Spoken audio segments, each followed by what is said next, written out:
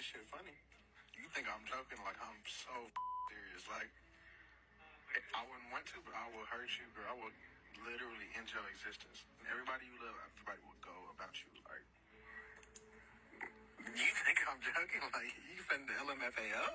No, I'm not kidding. Hello, true crimers. This is the case of Haley Cheney. Viewer discretion is advised. Haley Cheney was born on May 7th, 1999, and she was born and raised in Texas. She was one of 4 total sisters in the family, and I believe at the time of this case, Haley is working for the Crayola Experience, but her dream was to eventually go to college to pursue a career in forensic pathology. Haley was an incredibly intelligent, very bright young woman. Her family would describe her as a rare breed, someone that was just super wise beyond her years.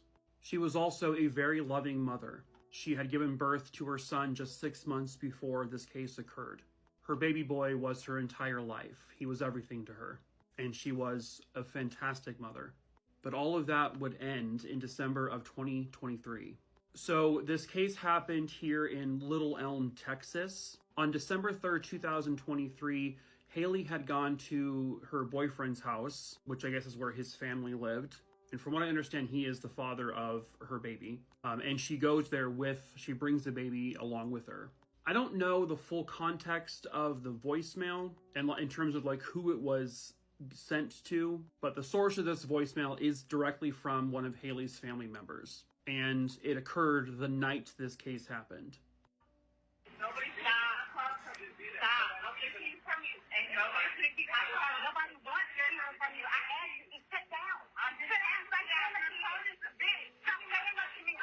Hey, stop. Give me my fucking son. Stop it. Give me my fucking son.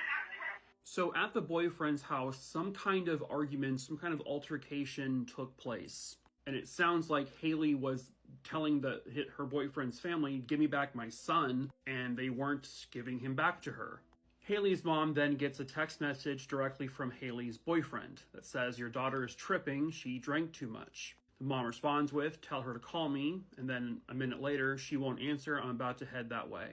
Boyfriend responds, she just had way too much to drink, she's about to fall asleep. She's really tripping. Well, I'm en route. I'm on the way to get her. I'm flying. Now she's leaving. Not driving, but she took off walking. She dropped her phone on the way out. She's just sitting in her car. I think she fell asleep. And then I'm about to be there. When Haley's mom arrives, they see Haley's vehicle parked directly in front of the boyfriend's house in very plain view. The door of the driver's side is swung all the way open.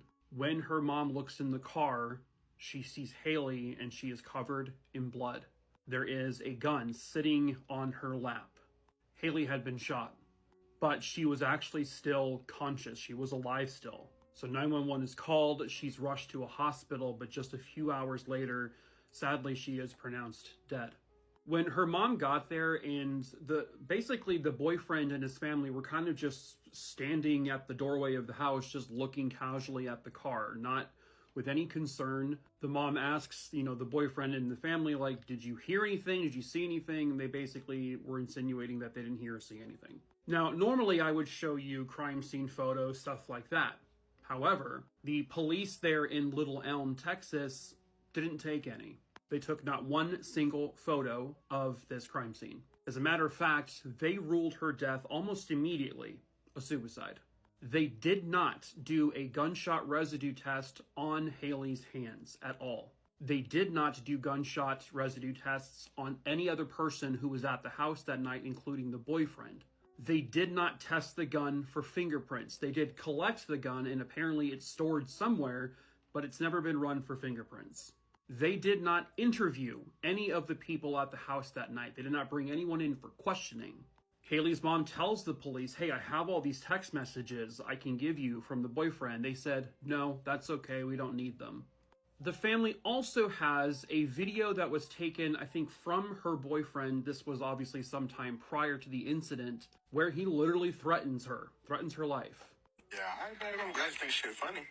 You think I'm joking? Like, I'm so serious. Like, I wouldn't want to, but I will hurt you, girl. I will literally end your existence. Everybody you love, everybody will go about you. Like,